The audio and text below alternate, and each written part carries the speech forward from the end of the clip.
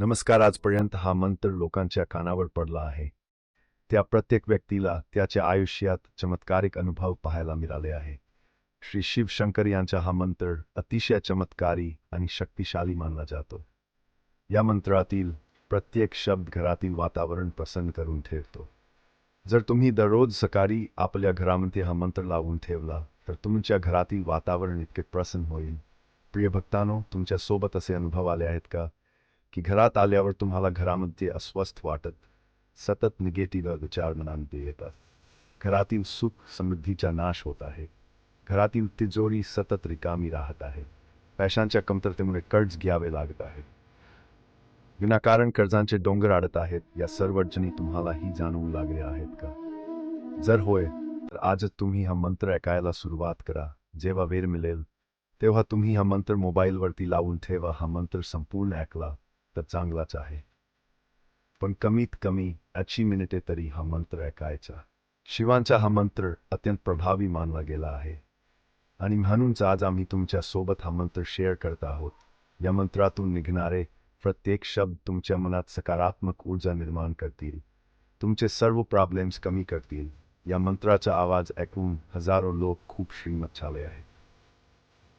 प्रिय भक्तांनो, तुम्ही कधी असा विचार केला आहे की खूप लोकांना कमी कष्ट करून सुद्धा त्यांना जास्त फळ मिळत असते? याउलट लोक दिवस रात्र कष्ट करून सुद्धा चिंतित आणि दुःखी असतात. प्रिय भक्तांनो, तुम्हाला माहिती नसेल, मंत्र जपात इतकी ताकद आहे की तुम्ही यासाठी दिलेला वेळ कधीही वाया जात नाही. याउलट फक्त फायदाच होतो. आज नाही तर उद्या तुम्हाला या मंत्राचा चमत्कार पाहायला मिळतोच. प्रिय भक्तांनो, आम्ही हे सर्व आमच्या अनुभवातून सांगत आहोत, कारण आमचा यावर पूर्ण विश्वास आहे. जिथे विश्वास आहे, शक्ती आहे, श्रद्धा आहे, तिथे चमत्कारिक गोष्टी घडत असतात. तुम्ही मनापासून श्रद्धेने आजचा मंत्र ऐकायला सुरुवात करा. तुम्ही जर अविश्वासाने दुर्लक्ष करून हा मंत्र सोडून दिला तर तुम्हाला याचा फायदा मिळणार नाही. म्हणून अत्यंत विश्वासाने, भक्तिपूर्वक हा मंत्र आज ऐकायला सुरुवात करा. 100% शक्तिशाली हा मंत्र तुमच्या आयुष्यात चमत्कार घडवून आणणार आहे. प्रिय भक्तांनो, तुम्हाला भविष्यातही असे चमत्कारिक मंत्र ऐकायचे असतील तर आपल्या चॅनेलला सबस्क्राईब करा. चला तर मग जास्त वेळ न घेता आजच्या या मंत्र जपाला सुरुवात करूया. ॐ तत्पुरुषाय विद्महे महादेवाय धीमहि तन्नो रुद्रः प्रचोदयात्। ॐ तत्पुरुषाय विद्महे महादेवाय धीमहि तन्नो रुद्रः प्रचोदयात्। ॐ तत्पुरुषाय विद्महे महादेवाय धीमहि तन्नो रुद्रः प्रचोदयात्। ॐ तत्पुरुषाय विद्महे महादेवाय धीमहि तन्नो रुद्रः प्रचोदयात्। ॐ तत्पुरुषाय विद्महे महादेवाय धीमहि तन्नो रुद्रः प्रचोदयात्। ॐ तत्पुरुषाय विद्महे महादेवाय धीमहि तन्नो रुद्रः प्रचोदयात्। ॐ तत्पुरुषाय विद्महे महादेवाय धीमहि तन्नो रुद्रः प्रचोदयात्। ॐ तत्पुरुषाय विद्महे महादेवाय धीमहि तन्नो रुद्रः प्रचोदयात्। ॐ तत्पुरुषाय विद्महे महादेवाय धीमहि तन्नो रुद्रः प्रचोदयात्। ॐ तत्पुरुषाय विद्महे महादेवाय धीमहि तन्नो रुद्रः प्रचोदयात्। ॐ तत्पुरुषाय विद्महे महादेवाय धीमहि तन्नो रुद्रः प्रचोदयात्। ॐ तत्पुरुषाय विद्महे महादेवाय धीमहि तन्नो रुद्रः प्रचोदयात्। ॐ तत्पुरुषाय विद्महे महादेवाय धीमहि तन्नो रुद्रः प्रचोदयात्।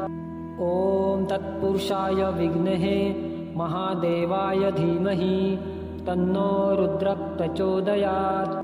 ॐ तत्पुरुषाय विद्महे महादेवाय धीमहि तन्नो रुद्रः प्रचोदयात्। ॐ तत्पुरुषाय विद्महे महादेवाय धीमहि तन्नो रुद्रः प्रचोदयात्। ॐ तत्पुरुषाय विद्महे महादेवाय धीमहि तन्नो रुद्रः प्रचोदयात्। ॐ तत्पुरुषाय विद्महे महादेवाय धीमहि तन्नो रुद्रः प्रचोदयात्। ॐ तत्पुरुषाय विद्महे महादेवाय धीमहि तन्नो रुद्रः प्रचोदयात्। ॐ तत्पुरुषाय विद्महे महादेवाय धीमहि तन्नो रुद्रः प्रचोदयात्। ॐ तत्पुरुषाय विद्महे महादेवाय धीमहि तन्नो रुद्रः प्रचोदयात्। ॐ तत्पुरुषाय विद्महे महादेवाय धीमहि तन्नो रुद्रः प्रचोदयात्। ॐ तत्पुरुषाय विद्महे महादेवाय धीमहि तन्नो रुद्रः प्रचोदयात्। ॐ तत्पुरुषाय विद्महे महादेवाय धीमहि तन्नो रुद्रः प्रचोदयात्। ॐ तत्पुरुषाय विद्महे महादेवाय धीमहि तन्नो रुद्रः प्रचोदयात्। ॐ तत्पुरुषाय विद्महे महादेवाय धीमहि तन्नो रुद्रः प्रचोदयात्। ॐ तत्पुरुषाय विद्महे महादेवाय धीमहि तन्नो रुद्रः प्रचोदयात्। ॐ तत्पुरुषाय विद्महे महादेवाय धीमहि तन्नो रुद्रः प्रचोदयात्। ॐ तत्पुरुषाय विद्महे महादेवाय धीमहि तन्नो रुद्रः प्रचोदयात्। ॐ तत्पुरुषाय विद्महे महादेवाय धीमहि तन्नो रुद्रः प्रचोदयात्। ॐ तत्पुरुषाय विद्महे महादेवाय धीमहि तन्नो रुद्रः प्रचोदयात्। ॐ तत्पुरुषाय विद्महे महादेवाय धीमहि तन्नो रुद्रः प्रचोदयात्। ॐ तत्पुरुषाय विद्महे महादेवाय धीमहि तन्नो रुद्रः प्रचोदयात्। ॐ तत्पुरुषाय विद्महे महादेवाय धीमहि तन्नो रुद्रः प्रचोदयात्। ॐ तत्पुरुषाय विद्महे महादेवाय धीमहि तन्नो रुद्रः प्रचोदयात्। ॐ तत्पुरुषाय विद्महे महादेवाय धीमहि तन्नो रुद्रः प्रचोदयात्। ॐ तत्पुरुषाय विद्महे महादेवाय धीमहि तन्नो रुद्रः प्रचोदयात्। ॐ तत्पुरुषाय विद्महे महादेवाय धीमहि तन्नो रुद्रः प्रचोदयात्। ॐ तत्पुरुषाय विद्महे महादेवाय धीमहि तन्नो रुद्रः प्रचोदयात्। ॐ तत्पुरुषाय विद्महे महादेवाय धीमहि तन्नो रुद्रः प्रचोदयात्। ॐ तत्पुरुषाय विद्महे महादेवाय धीमहि तन्नो रुद्रः प्रचोदयात्। ॐ तत्पुरुषाय विद्महे महादेवाय धीमहि तन्नो रुद्रः प्रचोदयात्। ॐ तत्पुरुषाय विद्महे महादेवाय धीमहि तन्नो रुद्रः प्रचोदयात्। ॐ तत्पुरुषाय विद्महे महादेवाय धीमहि तन्नो रुद्रः प्रचोदयात्। ॐ तत्पुरुषाय विद्महे महादेवाय धीमहि तन्नो रुद्रः प्रचोदयात्। ॐ तत्पुरुषाय विद्महे महादेवाय धीमहि तन्नो रुद्रः प्रचोदयात्। ॐ तत्पुरुषाय विद्महे महादेवाय धीमहि तन्नो रुद्रः प्रचोदयात्। ॐ तत्पुरुषाय विद्महे महादेवाय धीमहि तन्नो रुद्रः प्रचोदयात्। ॐ तत्पुरुषाय विद्महे महादेवाय धीमहि तन्नो रुद्रः प्रचोदयात्। ॐ तत्पुरुषाय विद्महे महादेवाय धीमहि तन्नो रुद्रः प्रचोदयात्। ॐ तत्पुरुषाय विद्महे महादेवाय धीमहि तन्नो रुद्रः प्रचोदयात्। ॐ तत्पुरुषाय विद्महे महादेवाय धीमहि तन्नो रुद्रः प्रचोदयात्। ॐ तत्पुरुषाय विद्महे महादेवाय धीमहि तन्नो रुद्रः प्रचोदयात्। ॐ तत्पुरुषाय विद्महे महादेवाय धीमहि तन्नो रुद्रः प्रचोदयात्। ॐ तत्पुरुषाय विद्महे महादेवाय धीमहि तन्नो रुद्रः प्रचोदयात्। ॐ तत्पुरुषाय विद्महे महादेवाय धीमहि तन्नो रुद्रः प्रचोदयात्। ॐ तत्पुरुषाय विद्महे महादेवाय धीमहि तन्नो रुद्रः प्रचोदयात्। ॐ तत्पुरुषाय विद्महे महादेवाय धीमहि तन्नो रुद्रः प्रचोदयात्। ॐ तत्पुरुषाय विद्महे महादेवाय धीमहि तन्नो रुद्रः प्रचोदयात्।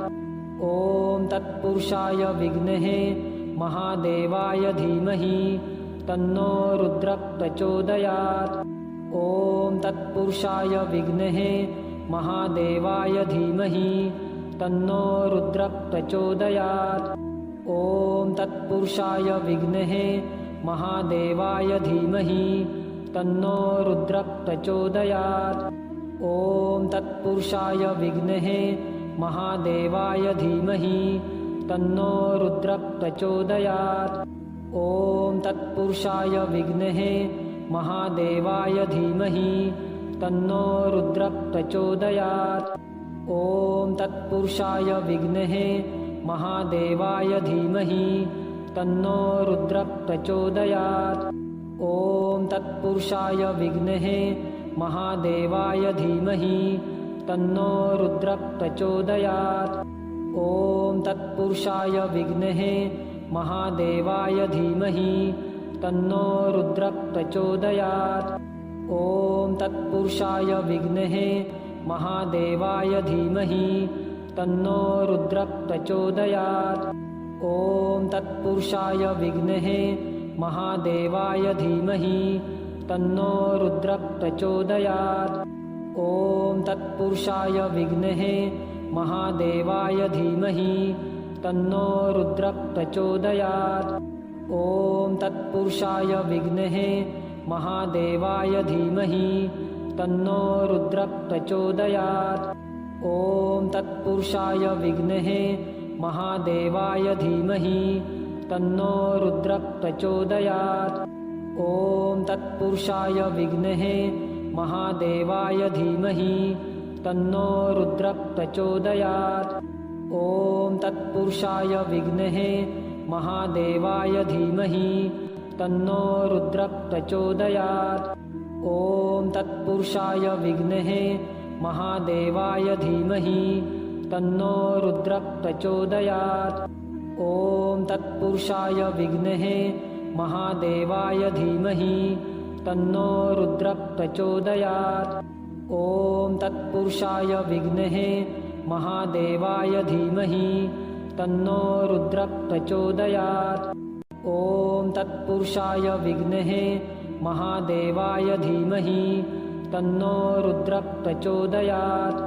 ॐ तत्पुरुषाय विद्महे महादेवाय धीमहि तन्नो रुद्रः प्रचोदयात्। ॐ तत्पुरुषाय विद्महे महादेवाय धीमहि तन्नो रुद्रः प्रचोदयात्। ॐ तत्पुरुषाय विद्महे महादेवाय धीमहि तन्नो रुद्रः प्रचोदयात्। ॐ तत्पुरुषाय विद्महे महादेवाय धीमहि तन्नो रुद्रः प्रचोदयात्। ॐ तत्पुरुषाय विद्महे महादेवाय धीमहि तन्नो रुद्रः प्रचोदयात्। ॐ तत्पुरुषाय विद्महे महादेवाय धीमहि तन्नो रुद्रः प्रचोदयात्। ॐ तत्पुरुषाय विद्महे महादेवाय धीमहि तन्नो रुद्रः प्रचोदयात्। ॐ तत्पुरुषाय विद्महे महादेवाय धीमहि तन्नो रुद्रः प्रचोदयात्। ॐ तत्पुरुषाय विद्महे महादेवाय धीमहि तन्नो रुद्रः प्रचोदयात्। ॐ तत्पुरुषाय विद्महे महादेवाय धीमहि तन्नो रुद्रः प्रचोदयात्। ॐ तत्पुरुषाय विद्महे महादेवाय धीमहि तन्नो रुद्रः प्रचोदयात्। ॐ तत्पुरुषाय विद्महे महादेवाय धीमहि तन्नो रुद्रः प्रचोदयात्। ॐ तत्पुरुषाय विद्महे महादेवाय धीमहि तन्नो रुद्रः प्रचोदयात्। ॐ तत्पुरुषाय विद्महे महादेवाय धीमहि तन्नो रुद्रः प्रचोदयात्। ॐ तत्पुरुषाय विद्महे महादेवाय धीमहि तन्नो रुद्रः प्रचोदयात्। ॐ तत्पुरुषाय विद्महे महादेवाय धीमहि तन्नो रुद्रः प्रचोदयात्। ॐ तत्पुरुषाय विद्महे महादेवाय धीमहि तन्नो रुद्रः प्रचोदयात्। ॐ तत्पुरुषाय विद्महे महादेवाय धीमहि तन्नो रुद्रः प्रचोदयात्। ॐ तत्पुरुषाय विद्महे महादेवाय धीमहि तन्नो रुद्रः प्रचोदयात्। ॐ तत्पुरुषाय विद्महे महादेवाय धीमहि तन्नो रुद्रः प्रचोदयात्। ॐ तत्पुरुषाय विद्महे महादेवाय धीमहि तन्नो रुद्रः प्रचोदयात्। ॐ तत्पुरुषाय विद्महे महादेवाय धीमहि तन्नो रुद्रः प्रचोदयात्। ॐ तत्पुरुषाय विद्महे महादेवाय धीमहि तन्नो रुद्रः प्रचोदयात्। ॐ तत्पुरुषाय विद्महे महादेवाय धीमहि तन्नो रुद्रः प्रचोदयात्। ॐ तत्पुरुषाय विद्महे महादेवाय धीमहि तन्नो रुद्रः प्रचोदयात्। ॐ तत्पुरुषाय विद्महे महादेवाय धीमहि तन्नो रुद्रः प्रचोदयात्। ॐ तत्पुरुषाय विद्महे महादेवाय धीमहि तन्नो रुद्रः प्रचोदयात्। ॐ तत्पुरुषाय विद्महे महादेवाय धीमहि तन्नो रुद्रः प्रचोदयात्। ॐ तत्पुरुषाय विद्महे महादेवाय धीमहि तन्नो रुद्रः प्रचोदयात्। ॐ तत्पुरुषाय विद्महे महादेवाय धीमहि तन्नो रुद्रः प्रचोदयात्। ॐ तत्पुरुषाय विद्महे महादेवाय धीमहि तन्नो रुद्रः प्रचोदयात्। ॐ तत्पुरुषाय विद्महे महादेवाय धीमहि तन्नो रुद्रः प्रचोदयात्। ॐ तत्पुरुषाय विद्महे महादेवाय धीमहि तन्नो रुद्रः प्रचोदयात्। ॐ तत्पुरुषाय विद्महे महादेवाय धीमहि तन्नो रुद्रः प्रचोदयात्। ॐ तत्पुरुषाय विद्महे महादेवाय धीमहि तन्नो रुद्रः प्रचोदयात्। ॐ तत्पुरुषाय विद्महे महादेवाय धीमहि तन्नो रुद्रः प्रचोदयात्। ॐ तत्पुरुषाय विद्महे महादेवाय धीमहि तन्नो रुद्रः प्रचोदयात्।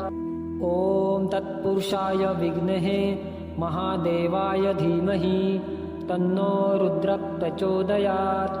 ॐ तत्पुरुषाय विद्महे महादेवाय धीमहि तन्नो रुद्रः प्रचोदयात्।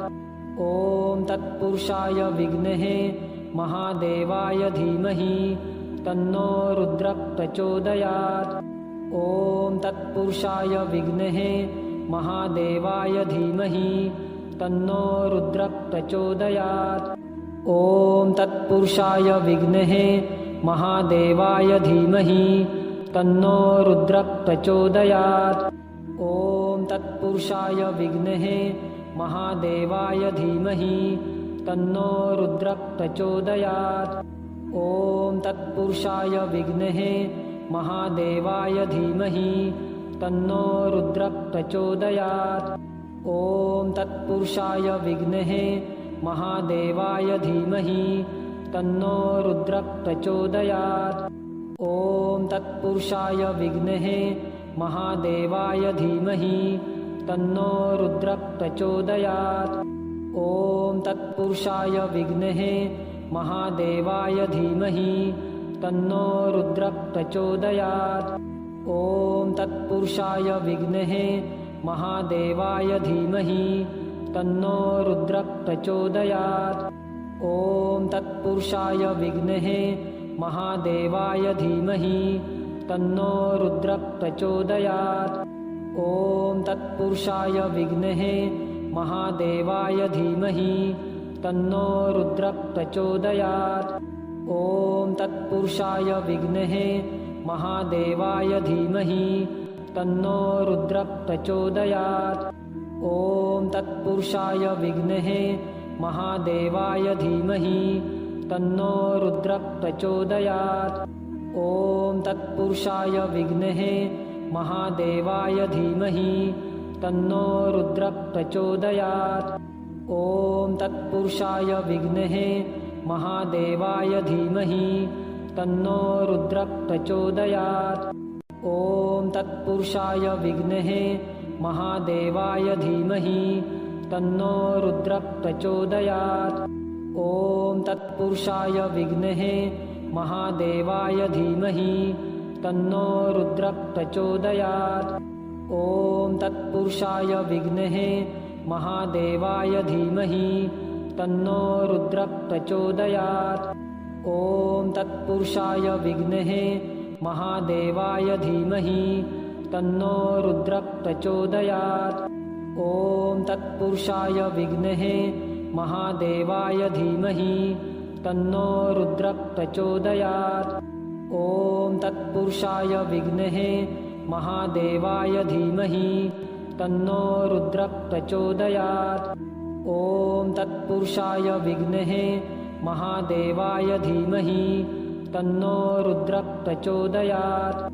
ॐ तत्पुरुषाय विद्महे महादेवाय धीमहि तन्नो रुद्रः प्रचोदयात्। ॐ तत्पुरुषाय विद्महे महादेवाय धीमहि तन्नो रुद्रः प्रचोदयात्। ॐ तत्पुरुषाय विद्महे महादेवाय धीमहि तन्नो रुद्रः प्रचोदयात्। ॐ तत्पुरुषाय विद्महे महादेवाय धीमहि तन्नो रुद्रः प्रचोदयात्। ॐ तत्पुरुषाय विद्महे महादेवाय धीमहि तन्नो रुद्रः प्रचोदयात्। ॐ तत्पुरुषाय विद्महे महादेवाय धीमहि तन्नो रुद्रः प्रचोदयात्। ॐ तत्पुरुषाय विद्महे महादेवाय धीमहि तन्नो रुद्रः प्रचोदयात्। ॐ तत्पुरुषाय विद्महे महादेवाय धीमहि तन्नो रुद्रः प्रचोदयात्। ॐ तत्पुरुषाय विद्महे महादेवाय धीमहि तन्नो रुद्रः प्रचोदयात्।